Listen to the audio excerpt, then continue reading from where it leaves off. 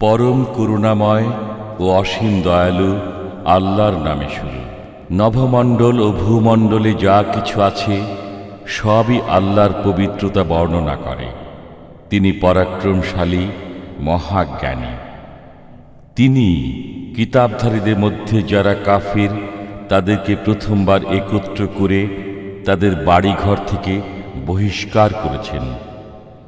তোমরা ধারণাও করতে পারোনি যে তারা বের হবে, এবং তারা মনে করেছিল যে তাদের দুর্গগুলো তাদেরকে আল্লাহর কবল থেকে রক্ষা করবে।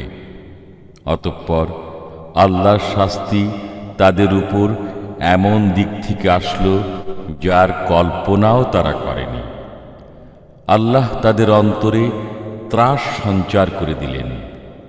তারা তাদের বাড়িঘর নিজেদের হাতে এবং মুসলমানদের হাতে ধ্বংস করছিল। অতএব হে চক্ষুষ্মান ব্যক্তিগণ, তোমরা শিক্ষা গ্রহণ করো। আল্লাহ যদি তাদের জন্য নির্বাসন অবধারিত না করতেন তবে তাদেরকে দুনিয়াতে শাস্তি দিতেন, আর পরকালে তাদের জন্য রয়েছে জাহান্নামের আযাব। এটা এ কারণে যে তারা আল্লাহ ও তার রাসূলের বিরুদ্ধাচরণ করেছে। যে আল্লাহর বিরুদ্ধাচরণ করে তার জানা উচিত যে আল্লাহ কঠোর শাস্তিদাতা।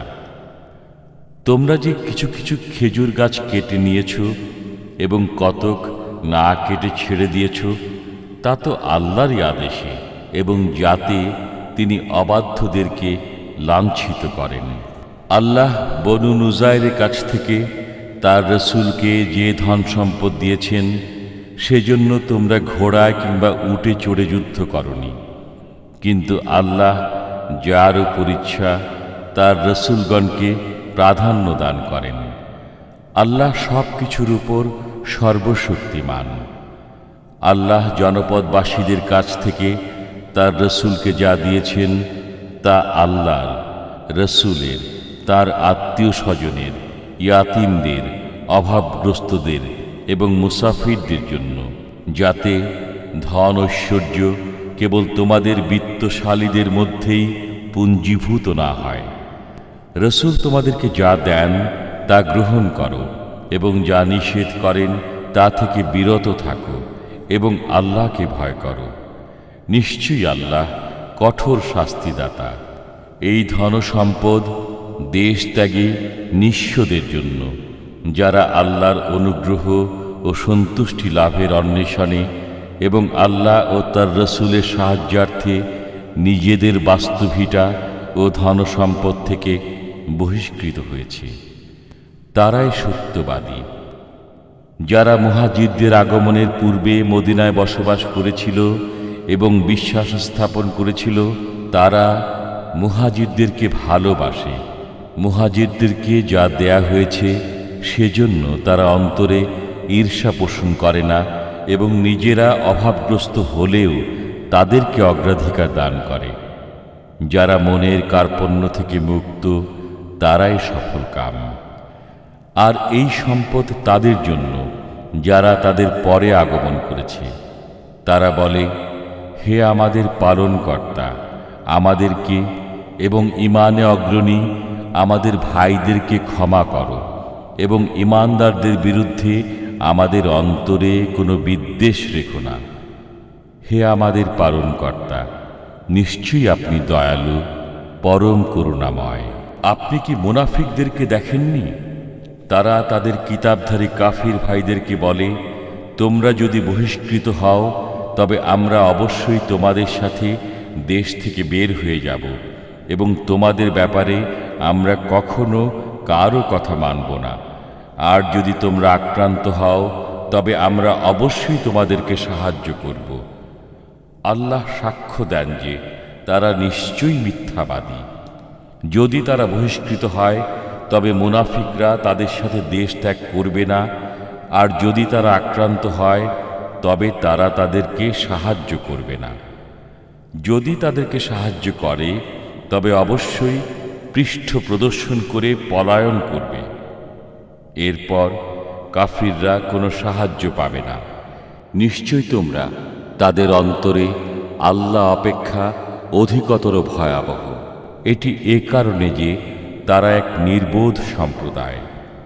তারা সংঘবদ্ধভাবেও তোমাদের বিরুদ্ধে যুদ্ধ করতে পারবে না। তারা যুদ্ধ করবে কেবল সুরক্ষিত জনপদে অথবা দুর্গ প্রাচীরের আড়াল থেকে। তাদের পারস্পরিক যুদ্ধই প্রচণ্ড হয়ে থাকে। আপনি তাদেরকে ঐক্যবদ্ধ মনে করবেন, কিন্তু তাদের অন্তর শতথা বিচ্ছিন্ন। এটি এ কারণে যে তারা এক কাণ্ডজ্ঞানহীন সম্প্রদায়। তারা সেই লোকদের মতো যারা তাদের নিকট অতীতে নিজের কর্মের শাস্তি ভোগ করেছে। তাদের জন্য রয়েছে যন্ত্রণাদায়ক শাস্তি। তারা শয়তানের মতো, যে মানুষকে কাফির হতে বলে। অতঃপর যখন সে কাফির হয়, তখন শয়তান বলে, তোমার সাথে আমার কোনো সম্পর্ক নেই। আমি বিশ্ব পালনকর্তা আল্লাহকে ভয় করি। অতঃপর উভয়ের পরিণতি হবে এই যে তারা জাহান্নামে যাবে এবং চিরকাল সেখানে বসবাস করবে। এটাই জালিমদের শাস্তি। হে মুমিনগণ, তোমরা আল্লাহকে ভয় করো। প্রত্যেক ব্যক্তির উচিত আগামীকালের জন্য সে কি প্রেরণ করে তা চিন্তা করা। আল্লাহকে ভয় করতে থাকো। তোমরা যা করো আল্লাহ সে সম্পর্কে খবর রাখেন।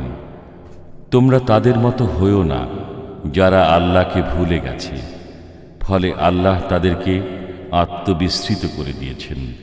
তারাই অবাধ্য। জাহান্নামের অধিবাসী এবং জান্নাতের অধিবাসী সমান হতে পারে না। যারা জান্নাতের অধিবাসী তারাই সফল কাম। যদি আমি এই কোরআন পাহাড়ের উপর অবতীর্ণ করতাম, তবে তুমি দেখতে যে পাহাড় বিনীত হয়ে আল্লাহর ভয়ে বিদীর্ণ হয়ে গেছে। আমি এসব দৃষ্টান্ত মানুষের জন্য বর্ণনা করি, যাতে তারা চিন্তা ভাবনা করে। তিনি আল্লাহ, তিনি ছাড়া কোনো উপাস্য নেই। তিনি দৃশ্য ও অদৃশ্যকে জানেন। তিনি পরম দয়ালু, অসীম দাতা। তিনি আল্লাহ, তিনি ছাড়া কোনো উপাস্য নেই। তিনি একমাত্র মালিক, পবিত্র, শান্তি ও নিরাপত্তা দাতা, আশ্রয়দাতা, পরাক্রান্ত, প্রতাপান্বিত, মাহাত্ম্যশীল। তারা যাকে অংশীদার করে আল্লাহ তা থেকে পবিত্র। তিনি আল্লাহ, স্রষ্টা, উদ্ভাবক, রূপদাতা। উত্তম নামসমূহ তাঁরই। নভমণ্ডল ও ভূমণ্ডলে যা কিছু আছে সবই তাঁর পবিত্রতা ঘোষণা করে। তিনি পরাক্রান্ত, প্রজ্ঞাময়।